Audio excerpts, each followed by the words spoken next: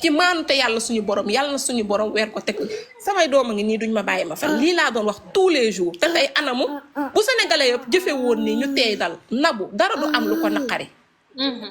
mais imaginer Nabou tey relation bi mu am ak Aziz complicité bi ñu am ak ni leen yàlla boolee ñu nekk ko mu xëy un bon jour ah dégg ñu ne rey nañ ko mu teg ci bëtam kooku noonu mën na ci jële sax dépression traumatisme boobu di nekk ci boppam boobu noonu doomu aadama yi kese ñoo ko mën a soulager non soulager wuñ ko dañu ñëw yokkaat ci beneen douleur boo xamante ni may laaj ñun suñu xolu jullit yi dañ koo yor ba pare te doonuñu ay jullit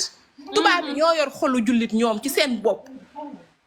yaa ngi dégg te ñun ñi yor ay noonu ay jullit ñu yoruñu xolu jullit parce que xam nga tax yoruñu xolu jullit ñun duñu jàppalante ñun duñu dawalante yërmante suñu biir duñu laabilante duñu waxante lu baax duñu jëfante lu baax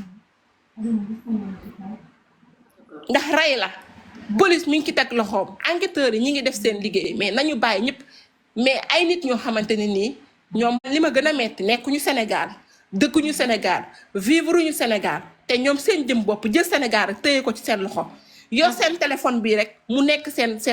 arme yor seen làmmiñ bii rek ak seen kanamu écran bii rek di yàq suñu Sénégal bi di ko jaxase ku fi amul woon fit sax ak ku fi ŋàppaaralu woon di wax sax léegi yaa gën a ŋàppaaral sur terre di wax lu la saf ak lu la leeru ndax lan ay nit ñoo xamante ne dëkkuñu fi vivre ñu fi nekkaanuñu fi nekkaanaan fi yeewoowuñu fi ñi ngi Europe ñii ñi ngi yeneen dëkk au lieu que bu ñu xëyee ñu dem liggéey seen liggéey ubbi seen appartement lekk naan jàpp julli te topp yàlla déedéet duñ ko def seen écran bi lañuy ubbi bu ñu liggéey ba wàcc tiim waa Sénégal yàq suñu dëkk bi yëpp ba mu yàqu. laay dëgg la. allez pour te dire vrai. Sénégal maa ngi jégalu kii si écran bi moom lañ ne moo rey Aziz Dabala mais famem dañoo ne kii xel bi dafa des quoi maanaam xel bi léppam ñëwul. am na information yu may jot man moom jàpp leen ni lépp lu leerul du ma leen ko wax. c'est vrai jàpp leen ki njëkk génnee photo bi léegi nga gis gaa yëpp capturé ko si Kaliphone mu ngi nii. te famille bi ñu ngi naan xel bi leerul. te am na ñu bind ski bi sax ñu ngi naan gisoo liir leen ñu ngi naan frère yàlla na la ñu ngi bind frère yàlla dina leeral lépp incha allah force à toi sénégalais moo gaaw a tuumaal nit incha allah lépp dina leer. kii Aziz lu mu am ba mu koy rey lii yenn si ay mbokkam moo ko bind nee nañu Aziz lan la am ba kii di ko rey nee nañu kii xel bi matul nee nañu xel bi moo dem donc yéen ñi bëgg di tricher di sàcc moom jël leen photo bi Kaliphone may na leen ko en exclusivité photo bi kii rey Aziz Dabala muy Lamine Diawo alias Modou Lo waajee ngi nii jëmm jee ngi nii waaw kii lañu waxagum moo rey mais famem ñu ngi ne kii xel bi màccul mais yeneen sénégalais ñu ngi naan comme xelam màccul lan moo tax faatut yaay. waaleykum salaam wa rahmatullah. ñoo ngi lay ziar bu baax di rafetlu live bi. ñu ngi dooli ziar ñu ngi lay jaajëfal. di wax inna lillahi wa inna ilayhi raji'un. kon bàyyi ma wàcc nga am ñoo jël dégg nga. d'accord ok jërëjëf. nekk ay mbokki. wàccee ma. waaw bisimilah. ca Sénégal natt bi dal seen kaw muy natt bu oyofut muy bakkan moom. bu xasee génn ci àdduna daanaka perte na lu bari. dëgg la kon nag dañuy ñaan sunu borom jéggal leen te yërëm leen. te it dafa am loo xam ne nit ci daf ci war a bàyyi xel. ñoom peut-être am na lu mu doon dund doon ñaan sunu borom génn ko ci ndax dégg seetaan naa vidéo mu ne artiste bi laay li ma gën a ñaan yàlla mooy yàlla génn ma ci ba ma nekkaat ci la neen kon mi ngi ko doon ñaan suñu borom nag ak ñaan bu nangoo nu ne la koy defee tey lii mu ko defee ku ne xam ne ne ñun ñoo ci nekk di des di wax waaye moom ca lam nekk moom moo koy gënal ci lii mu jóge insha allahu rabbi kon nag dañ koy ñaanal baax mu des nag ñi nga xamante commentaire yi ci ginnaaw la ku dee nag sa ginnaaw faaw ay wax am ci lu nekk nag la ñuy wax waaye li ci am solo te gën cee kii mooy yenn dafa ma sax ne boo réerlee bu fukki bàkkaar amee juróom-ñeente yow mi réer la yaa ko moom ñu laaj ko ndax loolu nu mën a nekk mu ne ki sàcc moom benn bàkkaar lay am muy bàkkaaru sàcc yi waaye yow mi nga xam ne yaa réer la day mel ne danga ko jiin ñu bëree bëri ba sàcc kat yi feeñ ba muy ñàkk feeñ kon day mel ne kon réer na nga benn ñàkk sa alal waaye topp nga ca di amaat ay bàkkaar lii nag kenn ku nekk dugal ci sa kàddu kenn ku nekk tàllaay di ci wut ay vie di ci wut ay bës di ci wut leneen doonte ko compte yu fayee ko loola leneen wala alam yàllaa xam mu mel ne kon ki nga xamante ne mooy Nabou Leye su fekkoon ne bëggoon naa rey Aziz ki lay toggal waxtu wu ne empoisonné ko moo gënoon a yomb raye ko di ko rey di ko yabal ay nit ak yooyu ndax ki nga xam ne wóolu na la ba lu mu la jox nga lekk kooku boo ko bëggee rek mën nga faa ñëw yéen ko defal ko café mën nga faa yéen defal ko attaaya mën nga faa yéen toggal ko mu lekk te lu ne mën a jaam kon day mel ne kooku amul intention boobu nit ñi nag ñoo war a bàyyi xel maanaam ñëpp nekk ay policiers ñëpp nekk ay enquêteurs ñëpp nekk ay kenn ku nekk bu xew amee yow yaa xam police mi ngi def enquête am mi ngi def liggéeyam police ki mu war a woo loolu yaa koy wax ki mu warut a woo du yaa koy wax ki war a def fee yaa koy wax ndax ku ne xam na ne ki fi doon wax juréem jooju naan nit nañ koy rey di ko taal nangam nangam ñoom ci jour biñ dikkee biñ accès taxaw ci jour bi premier jour bi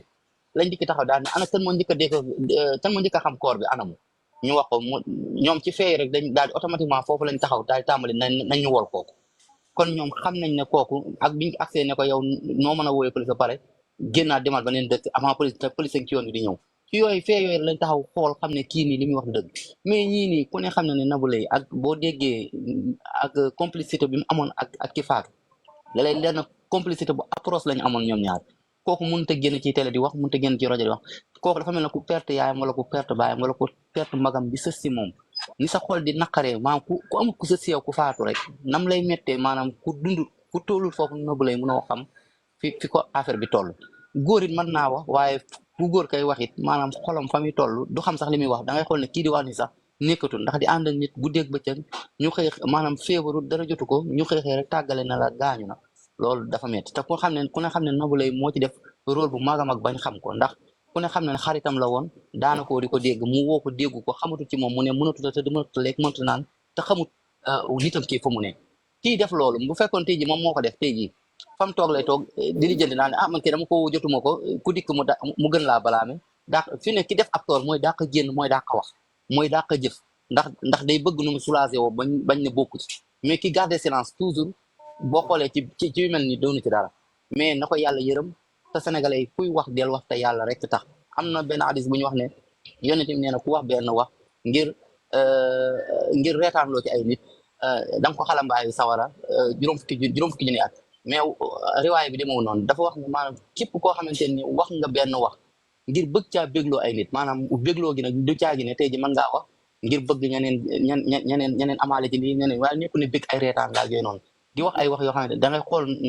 noo ko neexale nit ñi ngir bëgg ñu apprécier say wax wala yu demee noonu wax ji noonu la demee am na solo képp ku wax joo xamante ni dañ cee bëgg nit ñi rek am ci bës wala dara te wax ji du dëgg jërëjëf da nga ko tëdd sawara incha allah jërëjëf jaajëf sëñ Moustapha ñi bëgg participer ñoo bëri ñu ngi jéggal lu baax Eva bisimilah jërëjëf sëñ Moustapha kàddu yi am na solo Eva bisimilah Kali ça va noo def ñu ngi sant borom bi alhamdulilah ça va alhamdulilah Kali yow de laa ci gis koo xamante ne ni def nga fi live te accusé woo ci kenn mennum yow parce que man aw ma sax habitude di seetaan live nii wala di dugg comme nii di demander di dugg nii di wax ci biir live parce que aw ma sax habitude boobu man sama téléphone bi ak TikTok bi liggéey laa ci da ut ci xaalis bu ma ci liggéeyul ut ci xaalis utuma ci leen am na ci yenn genre nit yoo xam ne sax du ma leen seetaan wallahi azim mais li tax ma dugg mooy sa live bi dafa intéressant dafa am solo te li tax mooy intéressant mooy boo ko taalee toog di wax dangay wax loo xamante ni bu ci nit ñi rombee dinañ déglu loo xamante ni lu am importance ak lu nit ñi mën a jariñoo waaye rombuñu ci di dégg ay saaga ay wax yu violent ay wax yu dépassé wala nekk ci non jamais ndax yàgg naa laa suivre franchement ma ñëw tuuti nag ci kaw Aziz bi parce que Aziz yàlla suñu borom jël na ko jaar la ko ci loxo doomu aadama mu def jëf ju ñaaw nag ju kenn rafetluwul xam naa ni maak de moom kenn ku nekk sa xol naqari na man chaque année dama daan màggali mais moom ren màggaliwuma xol bu naqari laa am ma màggal gi mënuma sax dem pour màggali franchement te xawma Aziz xamaanuma Aziz xawma Nabou xamaanuma Nabou mais dama seetlu mardi dañu découvrir kooru Aziz biir këram mercredi ñëpp xëy taal seen live ku ne di accuser ku la saf ak ku la neex pour lan ñun ban àdduna lañu nekk ñun ban Sénégal lañu nekk parce que man mënuma comprendre Nabou Leye relation bi mu am ak Aziz parce que maa ngi seetaan interview yu bari am na sax benn frère Aziz bu ne Nabou bu duggee ci aar yàlla ak Aziz a tax Nabou bu tolloo ci aar tey fii yàlla ak Aziz a tax te Nabou tey lu mu am ci biir aar yàlla ak Aziz a tax relation bi ñu am ñoom ñaar depuis que bi muy xale bu ndaw la juddoo ci koñ ba yaroo fa màggee fa ba toll nii kooku ban intérêt la am dem di def yu ñaaw ji Aziz comme ki wàcc léegi li mu wax bu ko doon rey moom Nabou Leye personnellement wala muy complété pour ñu rey ko xanaa duñ ko fekk këram di jël paaka di ko jàpp wala ñu jël dara di ko gaañ ñun jigéen ñi ku ne xam na suñuy pexe gën la jege gën la yey lekk yaa ngi fi naan yaa ngi fi xanaa mën nañ ko ci empoisonné pour rey ko rey boobu defe naa moo gën a sedd dem fekk nit ki di ko rend wala di ko jam te man li ma gën a metti ci cas bi mooy kenn ku nekk nga am fit gu toll ne naan comme ñoom ñooy police wala ñoom ñooy enquêteurs yi ñu toog ku nekk di def sa programme di teg pour lan accusation boobu pour lan ñu teg ko fan Sénégal dañuy delloo si waat seen xel te indiwaat seen bopp ci yàlla suñu borom te xam ne moo fi nekk gis nga yàlla ni mu maanoo sàkk ñu ba pare maanu nag ñun sénégalais ñu lànk ne duñu maanu gis nga du ma la fen de musuma dugg live mais barki démb dama dugg benn live ku tudd juge ak xam nga lu tax ma yokk ko dugg accusation bi moo metti woon ci biir live bi man mënuma comprendre wala asi ma dugg ne leen sénégalais nañu maanu moom mi yor live nga xam nga juge lan la ma tontu dani ma Eva fii wax sa xalaat la fii amul maanu kenn du maanu wax sa xalaat la ma ne ko waaw yow bi nga demee ba ubbi sa live ba teg di invité nit ñi ñëw di wax seen xalaat ku ne di wax la ko neex nga tuddee wax sa xalaat mu ne ma ne ko kon lu waaye wax mën nga ko d'accord mais man ci sama xalaat bu gàtt ku ne wax sa xalaat la mu ne ma ne ko man damay wax ne sénégalais nañu maanu ni yàlla suñu borom mi ñu sàkk ni mu maanoo man leen gis nga ki rey Aziz mu ne man leen nañu bàyyee yoon def liggéeyam te ñu bañ a accuser kenn bu yoon defee liggéeyam léegi dinañ xam ki rey bi comprendre nga moom mu tontu ma li ma tontu mais gis nga genre nit yu mel noonu ñoo yàq àdduna bi fi mu toll nii yàq ak Sénégal gii surtout parce que yow mënoo taal sa live ak sénégalais yi ñii nga xamante ne seen xel yi mat na ñii nga xamante ne seen xel yi matuñu ñii dañuy xalaat lu négatif ñii xalaat lu positif man li ma gënoon a metti ci mbir mi nag bu xamuma ko xamaanuma ko man dëkkuma banlieue dëkkaanuma banlieue mais dafa meloon ki ne man maa doon Nabou Leye personne parce que xol gu metti gi ma amoon mënuma ko wax kenn tey anamu am na suuf su mu ñu génne ñu ne diw rey na lii la def laa la def ma tey amaguñu à 100% lu ñu leer mais bu ñu teeyoon rek bañ a accuser kenn bàyyi lépp ci loxoy yoon def liggéeyam ku nekk nga jël sa xel ak sa xalaat ba pare li gënoon a am solo ci mbir mi Aziz artiste la Aziz yàgg naa bégal ku nekk kenn ku nekk nga sànni ko Fatiha kenn ku nekk nga dindi dabalaa bi sànni ko fële ñu dëgtal Aziz Ba bi yal na ko yàlla yërëm te xare ko àjjana bu doon jullit bu nekk nga jël saxoo loolu ci internet bi sàlloo loolu ci internet bi jégalu nekk leen di wax dafa am information bu ma jot photo kii ray ki yónnee nañ ma ko nee nañu famem dañoo ne kii xelam maanaam dafay tàggoo xelam souvent maa ngi dugal photo bi mais nekk leen di wax laay béegi ndaw dama koy repéré fii d'accord ne ci salle bi lañ nekkoon mu def ko loolu Aziz studio la yor chambre salon cuisine toilette léegi mu fekk kële ci biir néeg bi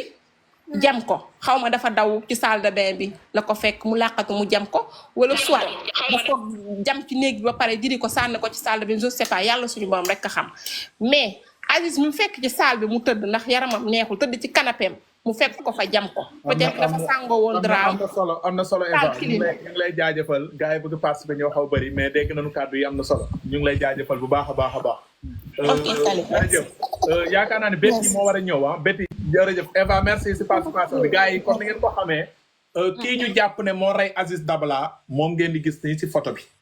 waaw mu ngi tudd Lamine Diawo alias Modou Lo waaw moom maçon la mu ngi dëkk foofu ca ginnaaw raay mais lu ñu jotagum am information ci njabootam njaboot gi danoo ne que kii xel mi neexut waaw xel bi neexut loolu la njaboot gi wax pour le moment donc nag nañu bàyyi xool police dina xool ci seeni ay appareil yóbbu hôpital ndax xel bi neex na xel bi neexut moom toll nañ jamono boo xamante ne bu ñu dugalee appareil sa nopp rek appareil dina ne teet loolu moom kenn du sori moom xel bu neexul moom sama gaay toll nañu jamono boo xamante ni machine rek buñ ko branché si sa nopp machine bi dina wane ne que kii cerveau yi vis yi yëpp seerewul quoi am na yu dévisé wu waaw donc mu ngi noonu ñu déglu Betty ah ubbil sa micro bisimilah. waa Kaliphone maa ngi leen di nuyu yéen ñëpp. ñu ngi leen di siyaar ñu ngi lay fay. ensuite maa ngi lay remercier parce que man démbul sax laam door a suivre sa live suivre ko ba mu jeex démb la ak koy door a def musuma suivre sa live duma fen parce que dama daa romb nii rek dem man awma temps sax di suivre ay live jërëjëf. ak tey nii maa ngi ci